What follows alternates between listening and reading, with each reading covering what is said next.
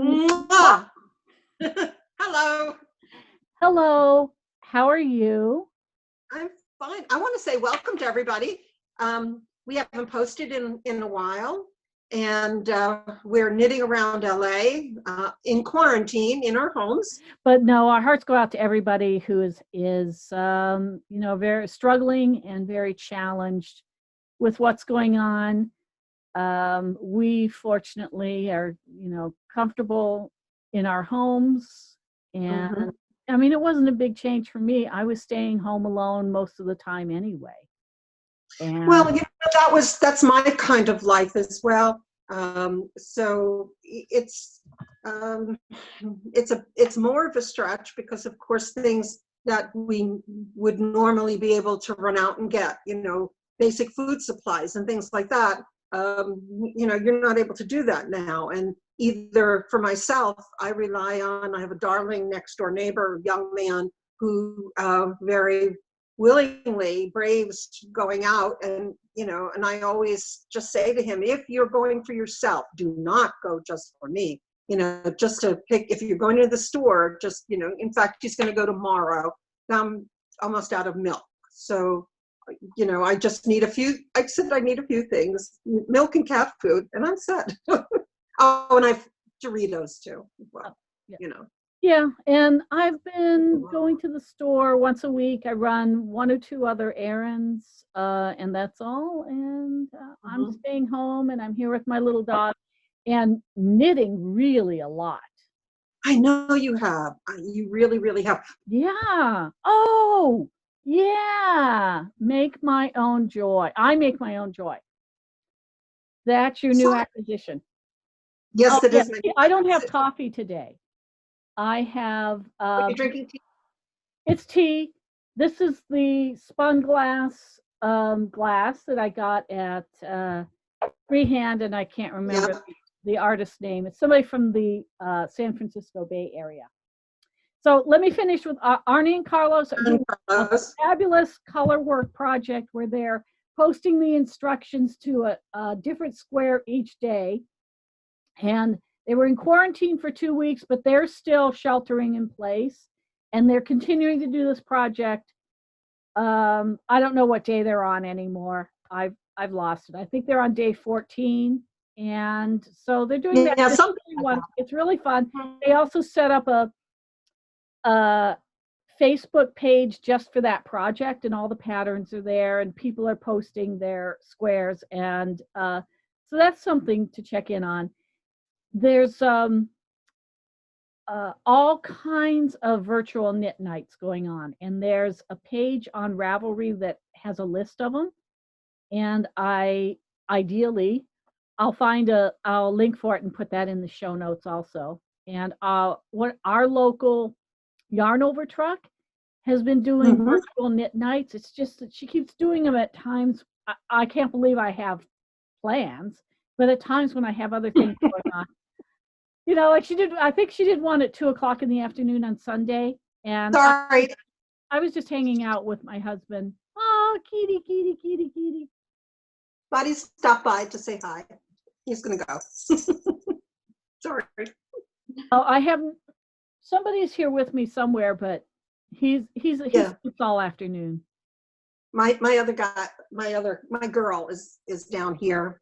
Got her head on my lap. So, but Does she? She's inside. I have a question for you about these virtual things. Do you think when this virus has receded, when we're out in the clear, do you think this is maybe a new normal for guilds or groups to continue to meet this way?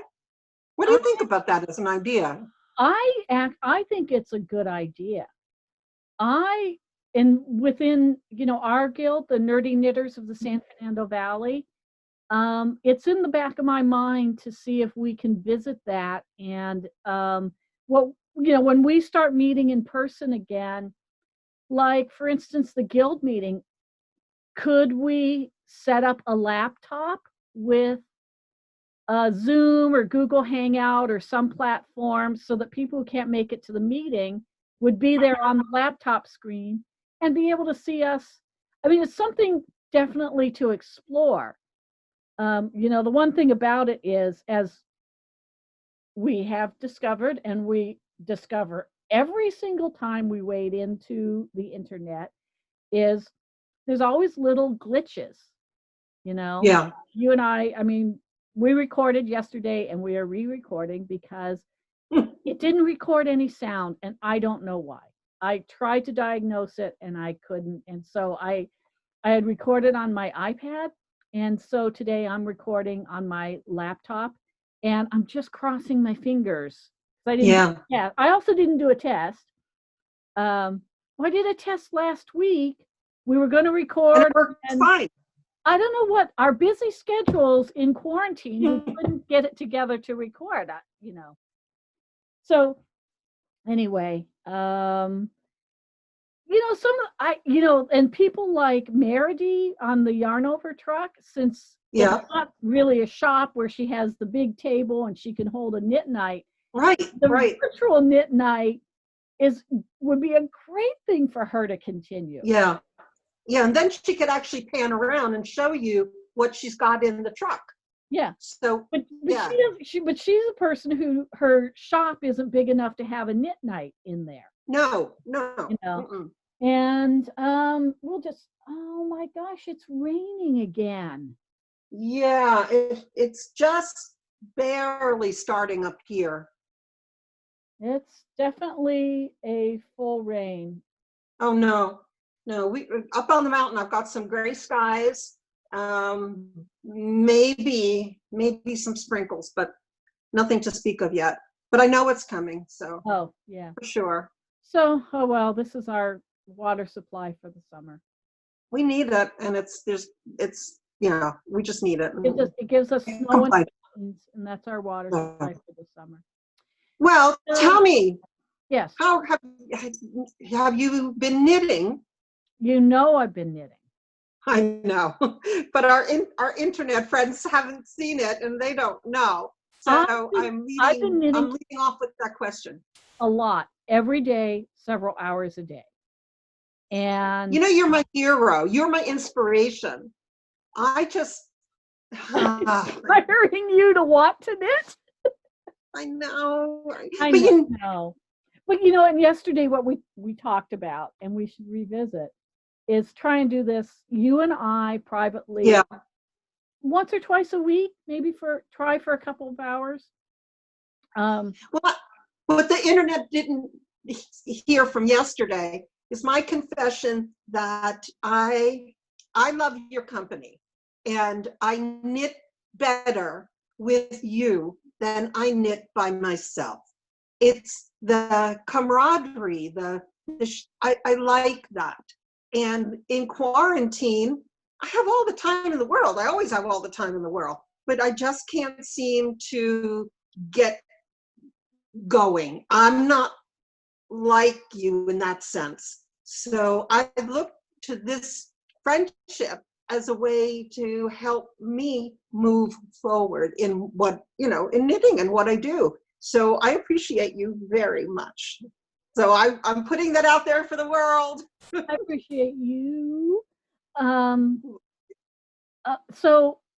me, I'm always trying to come up with a solution or have an idea to, make it work, fix something. Because so part of the time, when we get together, we do set a time ahead of time. So it's like yes, we do.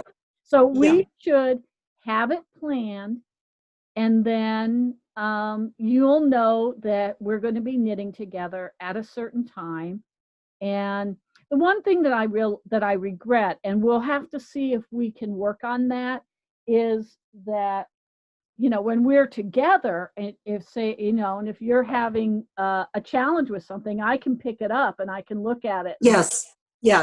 So maybe we can work it out to where we can use the cameras on our devices to show our knitting up close and the same thing, and don't put that away. I want you to tell everybody about it. Yeah, it's a finished object. I know. Because remember, it's amazing to me The last time we recorded, oops, I shouldn't bang the table. The last time we recorded was February 17th. Wow. It was nearly That's two a weeks. long time ago, kiddo. It was nearly 2 weeks before Stitches, and we didn't do an after Stitches program, and so now here we are. Yeah. So, Yeah. And yes, I love that you're wearing your necklace. Well, that's from last year. This Yeah. is not Stitches this year. This is Stitches West last year that I made, and it's a knitted, beaded necklace. In class by it has, yeah. I did Myra all right. It was Myra Myra Wood. Yeah, yeah. She was a wonderful teacher, and there it is. Yeah. And there's my clasps, and everything for the class was included in the $15 class fee for the materials. Yeah.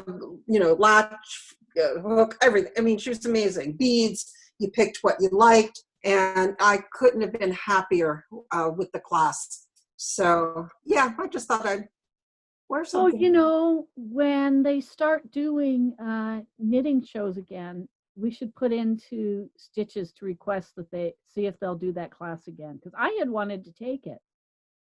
It's really lovely, and I think that they're not difficult to make, really. And if I never had knit with beads before, and these were just super fun. I'm just going to say it's just a super fun class. And if anyone out there in the world, if you get to have a beaded necklace class with Myra Wood, take it. She's great and lovely lady, really, really lovely, super accommodating. And any in-person class with Myra Wood. Yeah, she's great. Yep. Okay, so you want to? Well, thank you for noticing. Do you want to see my shawl? Oh, yes, I do. Let's see it. So this was in progress when we recorded last, and it is now done. But it ended up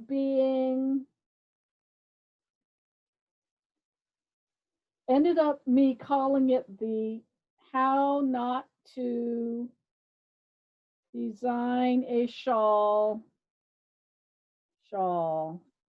Is that as big as your Find Your Fade? I think it's bigger. Because that's a massive shawl. It is, but beautiful. That's big. I really like it being big because it keeps me warm. If I'm not wearing a sweater in my house, I put this on and I can wear it all day, and it's just enough warmth. So pretty. Yeah. And do you want to tell everyone how did it start off? How did you begin that shawl? I did tell this last time. It started off, I had these two yarns, and I thought that I wanted to make something for the Charity Knits, the Red Scarf Project, with just these two yarns. And as I got to where they were going to run out, I realized that for the size shawl I wanted, 2 skeins of yarn was not enough, and I went back. No, that's not a 2 skein shawl. It's not a 2 skein shawl. Sure. And I was a little, so you're always going on and on about how much I know, but I am demonstrating how much you do. Have yet to learn. So excuse me. So I was like, how is it that all these shawls I see on Ravelry, they say they're 2 skeins, and I loved my Find Your Fade. It was the perfect size for me. I loved it. Last winter, I wore it every day for a while. Excuse me. While you're doing that, I'll do mine. Okay. So I pulled out the labels of my yarn, and which had the yardage on them, and I knew how much I used, and I weighed the finished shawl, and it actually ended up being 1,600 yards, which is the equivalent of 4 skeins. Because this, You mean the find your fade? and my finding fade, which was the same, Yeah, it was fingering weight yarn, so it was the same right. as the, Yeah. and so that that was an eye opener, and then I bought, which we explained all this, so this is a refresher. We went out shopping. We had much fun shopping for yarns for this, and I actually ended up getting 3 more, but I only used, so there's only 4 skeins in this. It's a total. No, there's not. There's 5 colors in this. And but we went out. No, there's 6. How many colors? There's 6. What do I know? But so it took a lot more than 2 skeins of yarn, but I love that. I like the big shawl, and then I just kept adding to it, and then it got to just be experimental. So I was just throwing different stitch patterns in here, like these super large eyelets I had never done before, and I gave them a try. And then this feather and fan, I knew feather and fan, but I hadn't really used it before, so I have that, and I actually ended up liking it, even though I think it's just kind of a bizarre design. It's beautiful. It's so beautiful. You always amaze me in that you just wing it. You design, you create, and it's your own. And I don't have that skill or ability. But I have a long background in it. I Just literally have training in it, and that's how well, you're wonderful with it. So that's there you go. Yeah. So what else have you got? Oh well, I have two finished objects that I just finished while I was waiting to record today. Really? I want to see. Okay. So I'm gotta go back. Because this is big. Ooh. Oh wow. Wow. Oh my gosh, that's fantastic. These are acrylic yarns. I think I got them all at Michael's. And I had made my daughter a comforter for her bed, and when she was in college. And so it was a twin bed, a college dorm twin bed. And then when she moved into her own apartment, I took the blanket back from her and I added squares to it. So it's now a full-size bed comforter. And then I made these with what was left over, and I just now finished this because that's going to be. Oh God, it looks fantastic. Sam is going to love that. She's going to absolutely love that. I hope so. So yeah, so I had to order the pillow insert from Joanne.com and have it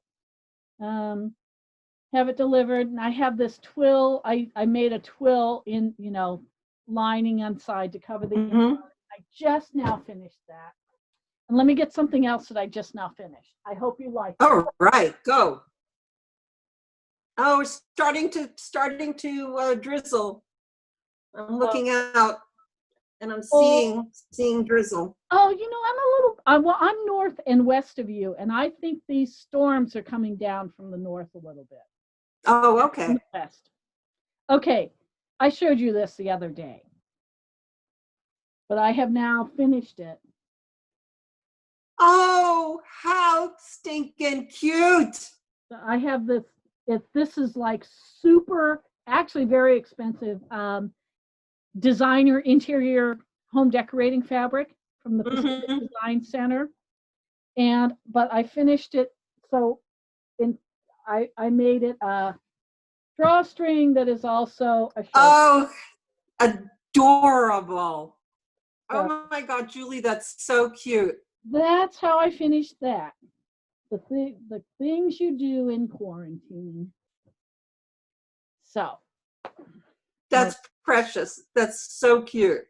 That is really, really cute. Did you pick up your baby sweater again?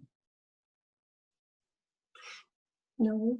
Oh, okay. Well, no, I'm not surprised. It was just yesterday. No, I took out the for those, I'm putting together this. The pieces there? I have, where are my pieces? I took them apart, my little sweater, and the pieces are done, front and back. So here's the front. This is wrong side, and I have to do the mattress stitch to inside. And I did try it, and I didn't like the way it looked. So, you know me, I pulled it all apart to redo it. And I pulled it apart yesterday. I have an idea for you. What? You know that you don't have to sew it in the yarn that you made the sweater out of. Because that yarn is that it's Yes, I've heard it called a rickrack, yeah. And it's very bulky. And as you saw it, it's not the best. It goes pop, pop, pop, pop, pop, pop, pop when you put it through. You can use a different yarn. If you have one that even matches the color satisfactorily, you could use even a worsted that's a smooth yarn. You could use what about like 2 fingering weights? Because I have very. I would just use one. Oh, I have very little worsted. Weight, a single strand, and just sew it. You don't have to sew it in the yarn that it's made out of. Okay. That might actually help.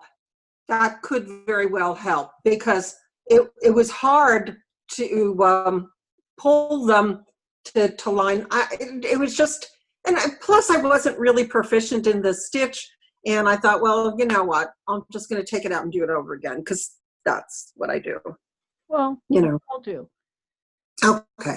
Another thing, you have a little book that somebody gave you that's like about. Oh, yes, I do. Yes. The spiral top. Yes. Look it up in there. Good idea. They'll have an illustration of it that shows how you go in between the stitch on the edge with the little, try that. Okay. It's right on my library shelf. I will get that. You know where it is? Yeah. Wow. Over there. Yay. I will do that. I will. Thank you. That good reminder, because my tendency is to go and look on YouTube, but no, that's even a better idea. Idea. Yeah, that's one where the little illustration that's a static picture might really. Yeah, I think so too. So what else do you have? Well, so I've been busy. I have something we have from our audience. Somebody had put a comment and asked me about my string skirt that I talked about in our last video from February. And she asked what skirt pattern I had based it on. And so I want to share that. It is the in the lovely. But you see how I got my string skirt from this? Yes, I totally can see that. Yeah, and of course then I did my own. I adapted my own for, in many ways, but that's what I based it on. And that answers that question. And that was really good showing it to us on the iPad. It gave a really good screen view of it. Excellent. It's and so because obviously we did this yesterday, so we're redoing it. And yesterday it was my iPad, and I was trying to show it on the phone, and the window was behind my iPad, and it was slightly sunny, so I got a lot of glare. So it showed up a lot better today. But also, I think on the phone, you got to see only a very small portion of it. This way we got to see, the page, and really good. Yeah. Super good. Yeah. Yeah. I like it. So I want to show you, I started the quarantine knitting. I got to a point where I had nothing. I mean, I really wanted to start something new. I did a bunch of swatching and to do a bunch of gauge swatches to, try and just decide what I want to make out of these yarns, these things that I all have sweater quantities for, but haven't. Have you figured it out yet for those yarns? No. I mean, no, Okay. I still have ideas. I'm still looking. There's Okay. patterns on Ravelry, but this Okay. one Just day curious. how you just have an itch to cast on? And so I did. You do, don't you? Sometimes. An itch to cast on. I usually like kind of control myself, because if I have like 5 or 6 things going, it's like, no, don't finish what you got going first. But you would think I could have had this queued up, right? So I went through my Rowan book that has a lot of, this is Rowan number 65 from last year. It's got a lot of cotton styles because it was for spring, summer. And I found this. Beautiful. I actually really love it. And I cast on. Oh, Julie, that's stunning. This. And I actually. Oh my God, that's gorgeous. It's. Wow. What are your yarns? It's linen concerto. It's a Plymouth yarn, 48% rayon, 42% linen, and 10% cotton. And the rayon gives it a nice little shininess, which rayon often will do. This is I bet it's soft too. It is, and it will soften up more once I wash it after I'm done with it, but it's really nice. So this is the rib, and this is the variegated one. These two kind of match. How much of that, when you bought it, did you have any idea? You didn't know what you were going to do. So how much of it did you buy? It came it was in bags. It was a 10-ball bag. Wow. So it was an enormous amount of yarn at the time. But not knowing what I wanted to do with it, I wanted a whole sweater quantity, so I got 10 balls. Of each color. Of each color. Yeah. My daughter thought I was crazy. She doesn't now, and when she sees that sweater, she's not going to think you're crazy. Well, yeah, she will, but for other reasons. So here it is, and this is like this is not all of what I bought that year. Not all of what I bought that year. Yeah, but that was at that vendor that's not at Stitches anymore, right? Stitches anymore, and she used to have this booth where she just had these massive bins of yarn, and she was selling it all by the bag. And so these worked out to like $5 a ball. I don't actually know. Wow. I don't actually know how much, if it was I don't know how much this normally sells for. Right. But there wasn't that much cotton anywhere, cotton and linen anywhere in Stitches. There's more now. The last few years I've been seeing more cotton, but my thing, I don't really want garments made out of wool. So when I saw the cotton and it was a good discount price, I bought a lot of it. Kind of went crazy. Yeah, that was a smart move. Kind of went crazy. So here's my back.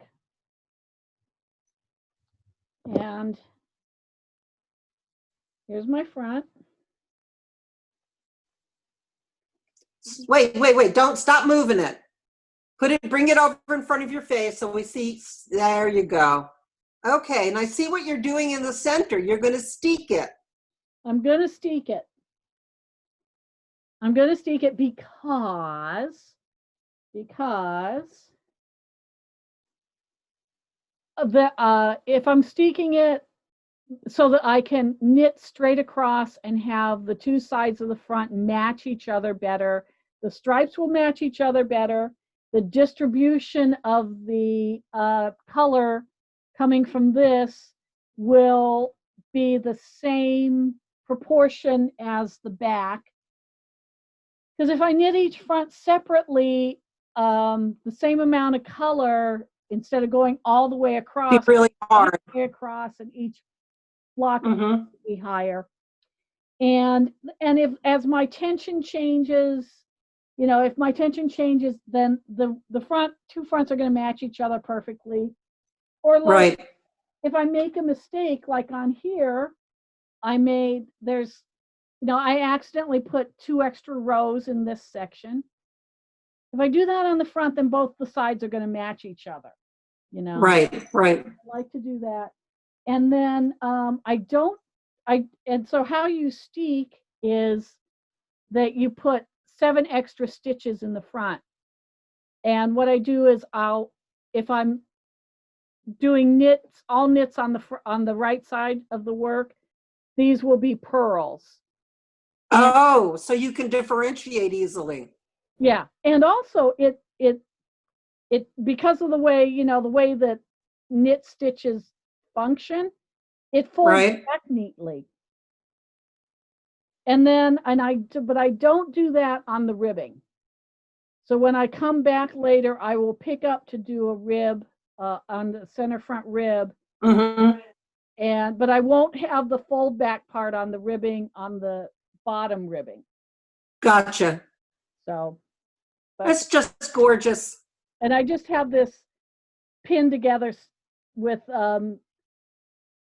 stitch markers just so it doesn't flop around. Well, it's mostly for when I was starting it, because I start the two separately. Mm-hmm. And I pin them together so that they can't rotate around and I can't mistake the right side and the wrong side. Gotcha. Before I start knitting them together. So that's what I do. And I'm doing the armhole shaping now. And I'll be up to where I need to start doing neck shaping soon. And that's in progress. What else do I have? Oh, when we recorded last time, I was talking about my it's getting to be a mess in here. I'm living in here. It's a creative mess. Mm-hmm. Nothing wrong in that. My pink fingering weight yarn. My plan for it was the Winter Sol designed by Jennifer Steingass.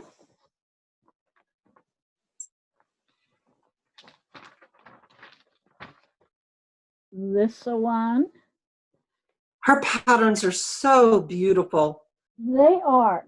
I, however, don't think that this entire sweater style is for me. And I don't know about stranded color work for me. I'm going to show you. So I started the round yoke. I actually took a class at Stitches in fitting round yokes. And then I came home and I created this horrible, horrible thing. The work is fabulous. The shape is not fabulous. Well, it's the fit, and it's my fault. Total mathematical error right from the start. I don't know what I was thinking. I started with the wrong number and then added to it and came out with this thing that is just that was never going to work for. And I was going to steek it as well, Mm-hmm. And so I'm abandoning this. And the color work section, it's got a nice, it's still, all these yarns have a really nice hand. This, I showed last time, got that in Florence. It's a local Southern California dyer. I picked this up at Stitches to go with it. I need to find the label one of these days. And I picked up, this is the dark. I talked about wanting to get a dark for that part of the design. And this is Neighborhood Fiber Company. It's 2 different colors run together. And I swear to God, this is so thick that I could probably use it for an oven mitt.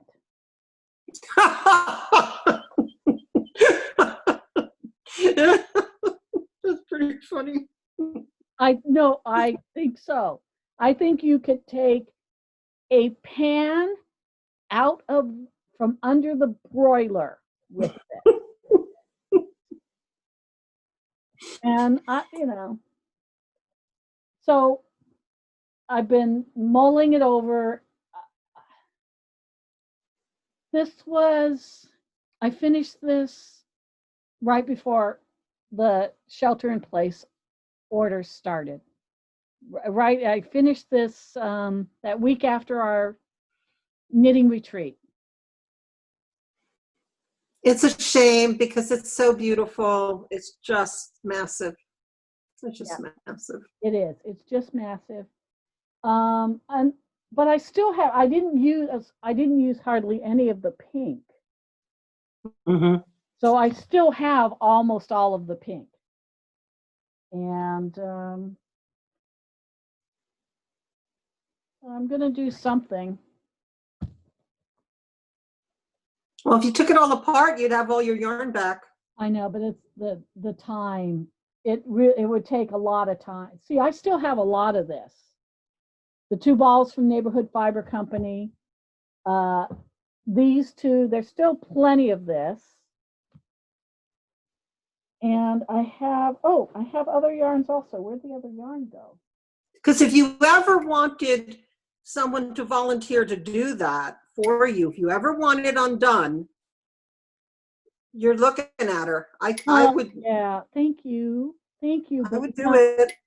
I actually just, kind of want to keep this intact as a memento. You don't find it too painful to look at it and see all the time in that? Not painful. Okay. No. Okay. Other things have been painful, but no, it's not. All right, because I would do that. I'm totally down for projects like that. I'm missing a ball of yarn. I also like unknotting thread and things like that, so I would do that. Oh, thank you. Thank you for offering, but I'm gonna just hang on to it. Okay. But I've been mulling it over. I have spent hours and hours on Ravelry looking at patterns. And after all of that, I decided, why don't I just design my own? And so this is my idea. To do a side to side. Ooh. Oops. Oops. You lost it. I accidentally punched the home button.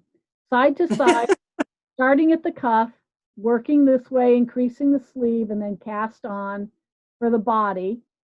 So it'll be knitting. This will be the knitting direction. And then the transitions where I'm going from one color to the other could just be a little bit of color work, light color work, where you do every other row so you get these little stripes. No crazy. It's going to be beautiful. Yeah, but I won't start that until after I finish this other sweater, cotton and linen sweater. I'm being a little more monogamous these days when I'm knitting. So I like to concentrate on one thing. And there we go. Well, your color choices are very beautiful. I love them. They're always so good. They're yummy. Those colors are yummy. These are really bright. Let's see. Can I? What? Oh. I was going to ask if I could share. That's not knitting, but it's about creative work. Would that be okay? Oh yeah, absolutely. Okay, because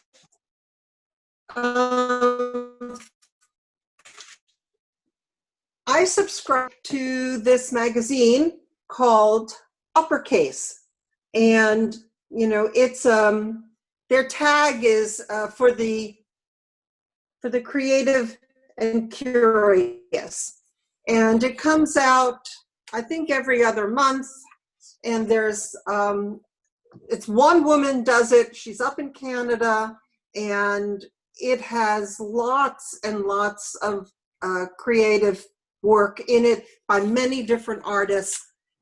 This one I think was really interesting because it kind of focuses on where do you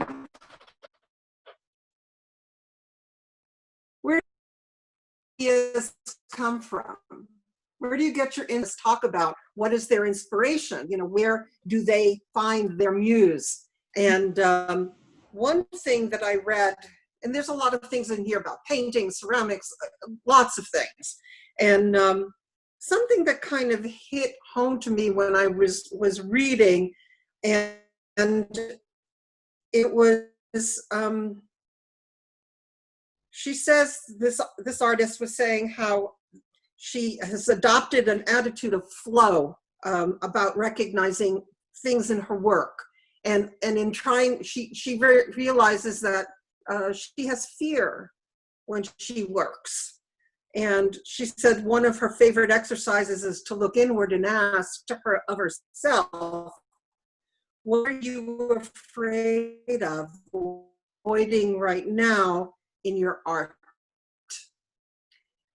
And it may not apply to everybody. I just think sometimes I guess I live with the fear of failure, that maybe that's why I don't do a lot, because I do what it is that I know. And that's, here I am saying I pull out, instead of keep going, I'm going to pull out and make the little sweater perfect, because in my brain, that's how I want it to be. So maybe, maybe something to think about from, it's like that, what can hold you back in your work? I don't see anything hold you back. You work with gusto. And how you have embraced that sweater that didn't, didn't come out the way you envisioned, but it didn't make you stop and not go to something else. You started your other sweater, and I'm not that way. I find that if I'm not successful, it kind of puts a damper on what it is I'm doing. So I need to develop a different attitude, I guess, or work through that. So I'm suggesting to people, if you want to think about creativity of all kinds, this is a magazine you can subscribe to. You're not going to find it in Barnes & Noble. There are very few places where it's sold. So go to her website, uppercase.com, and just check out her pieces are fabulous. Her magazines, she does books, all sorts of things. That's not a paid announcement. I just really like, I really like her work, her publications. Well, that's it. Well, okay, so I want to respond a little bit to what you said, so remember, my degree is in art and studio art, but part of there were so few students in the fiber art classes that, my friend B. Coleman, she was my professor. Yes. Mm-hmm. I was doing my studio class time with the MA students, the master's students. Mm-hmm. So whenever we did projects, I was in critiques with them, and so so when you're into studio art and you're doing a project that's like for an assignment or whatever, and you put your work up there, you go through critiques, and so it is a training process. And some of the exercises that we would do in the classes, like over the course of a semester, might be things where you discover the underlying feelings behind your work. And all of us have fears. So at some point, as you're going through this, it's really a training. We probably would have had the opportunity to address, what am I afraid of? What motivates me? Where do I find my ideas? Where do you find your inspiration? And so that's part of the process of getting a degree in art. And it's much more focused and a lot higher level when it's a master's degree. And I was thrown in with those students because the people getting their BAs in art weren't serious to the same level as the people doing their masters. So but and it's literally a training process. You become trained as an artist. And because if you're going to be a studio artist and exhibiting, making work to exhibit, and you're working in your own studio, you develop all of these kind of like emotional and intellectual and creative tools as you're going through that, so that when you don't have your whole class with you and you don't have your professor, you can continue that discovery process on your own. And oftentimes, you might be working on something, and I still hear things that my professor would say in my head, and but so it's, when you talk about how I have these, it's tools, it's training, and so that I went through this process to develop those things. And and it's and the other thing, that because we've worked on so many things at the same time, that there's almost nothing that I have completed that I didn't take out and start over again at some point. Like even this, what I call Big Fluffy, I started this and I don't remember how far I got. I took it out and I started it over, and I did this neckline different than how it had been. So it's like, if you were going to, I know you don't write much, but again, in my early college years, in my lower division at Pierce College, I was in a program that focused on writing a lot. So the one thing that you learn is that you don't turn in your first draft. You don't take your first draft and publish it in a newspaper or a book or a magazine. And all of these creative things that we do, this is a first draft. The things that I learned on this, I'll use certain design lessons in later shawls, I hope. You know what? I really like that concept. I like that idea of I'm looking over at the little baby sweater and I'm thinking, you know what? It's my first draft. So I'm not going to get hung up about the side seam. I'm going to relax. I'm going to level down my anxiety about it and just do it and go on. No matter what you do, like when you're cooking a recipe, is it the best the first time you make it? No, you tweak it the next time. So you make it a little bit better. Yeah. Well, I thank you for that. That's an awesome idea. That's really good. Yeah. Yeah. Well, and that's also by way of saying, I mean, one of the things that they tell you in school all the time, okay, let's tame the chin. Stop comparing yourself to other people. Don't compare yourself. Yeah. And and by all means, don't beat yourself up.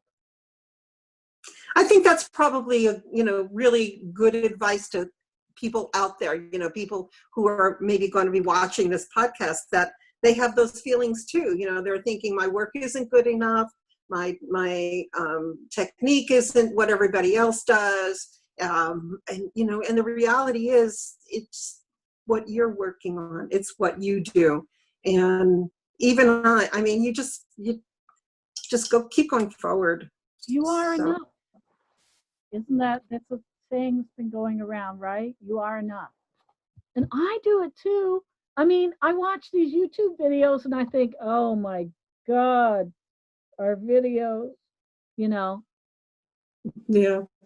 Well, we're doing our best. We're trying. Everybody's doing their best. Everybody out there is really doing the best they can. Yes. Yes. So shall we say goodbye? We could say goodbye. What do you want to do next? Well, you're going to finish your baby sweater. Well, obviously, I have two projects. The sweater and my little socks they've got to come off, and I got to get them done. And I have something that I want to make to surprise you that I'm not going to tell you much more about it other than that. And yes. That's the definition of a surprise. Thing that I've been planning to do for several years. Yeah, so I'm not going to tell you. So yes, that's what I'm going to do. So I will hopefully have multiple things to show the next time that we film. How's that? Yes.